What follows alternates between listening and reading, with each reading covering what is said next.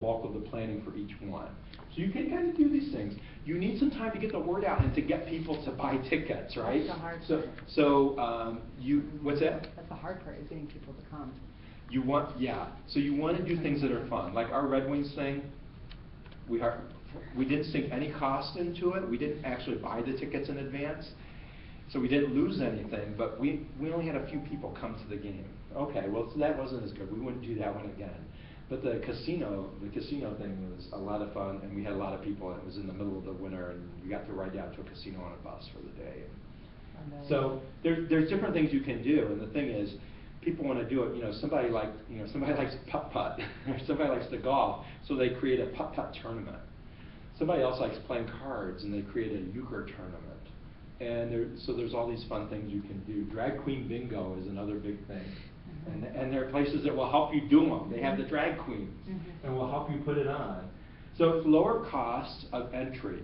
So your pool of participants is much larger than your $200, $300 black tie gala, right? So the people who are going to complain about the price of your ticket to the gala come to these. Not everybody can afford to come to your gala. That doesn't mean you should lower the ticket price, right? There's a reason it's $200. But a lot of people can come to these and have a great time and learn about your project and make individual donations. You have a laptop at every event connected to Wi-Fi that's on your website, so people can walk up with their credit card. I just thought that's a really good idea. Okay? So potential dollars, these don't make a lot, but the effort isn't as much. The big part of the effort is, you want to send this out on Facebook to everybody, tell them how much fun it's going to be, get them to come, okay? On the other side is the bigger scale event, okay? It's a lot more effort. You're going to need a committee. This, I said, 1 or 2 people can plan these. This is a committee because you've got all kinds of things to deal with. Venue, food, marketing, somebody to acquire sponsors, somebody to plan the program, a whole group, well, if it's gay men, you have a whole group to plan the decor, but you need people to plan the decor. This is a committee thing, and you need some lead time, which is okay. You can do some of these to raise the money that you're going to have to spend on the venue and stuff, because I take it you guys don't have a line of credit with a lot of places, and you're going to have to pay for things. Actually, when you do an event, your biggest cost is going to be the venue and the food, and they will generally, let you put a small deposit down, and then you pay the rest after the event, which is great. So the audience is there, but you have to spend effort, because now this is not a $35 bowl-a-thon ticket. This is $200, $300, whatever you're going to charge. It's a significantly higher ticket price.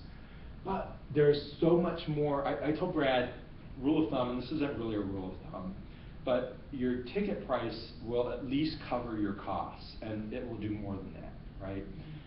So, for the affirmations, our annual gala, our cost was like, I don't know, I want to say $40,000 or something, but the event grossed $150,000, so we raised over $100,000 after expenses. So I'm not saying figure out how much you're going to spend and then divide that by the number of tickets you're going to sell. If your ticket price can be higher because you're going to do a really good event, make it higher.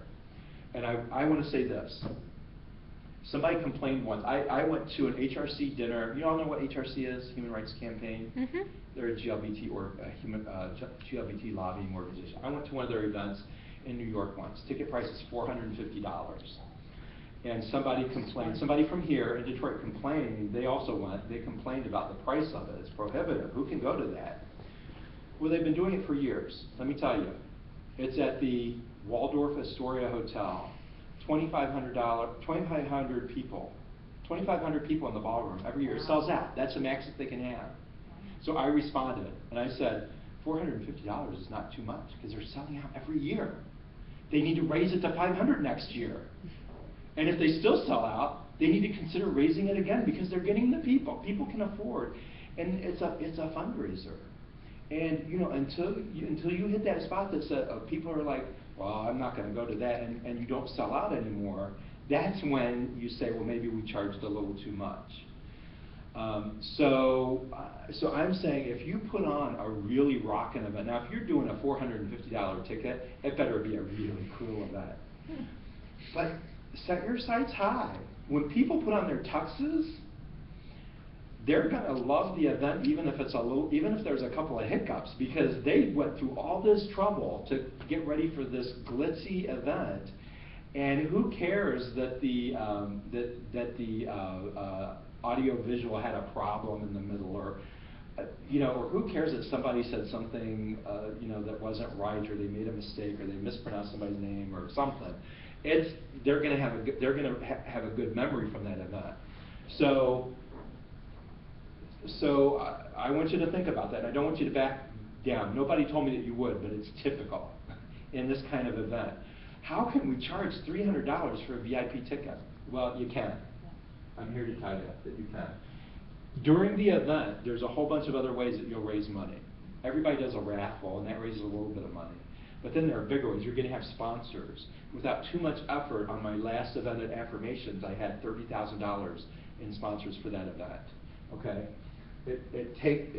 Now, I had the benefit that many of them had been sponsors in previous years, so I knew who to contact, and I just had to sell them on this year's event. And you're going to have to dig out those names a little bit.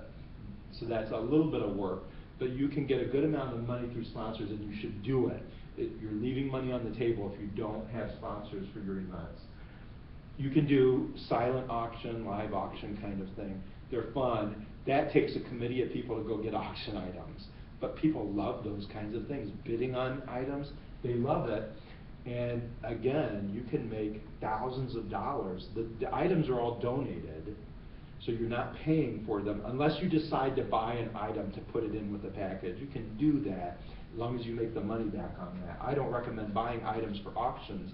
Get them donated, but you need a committee to do that. That's some footwork. And a direct appeal we'll talk about.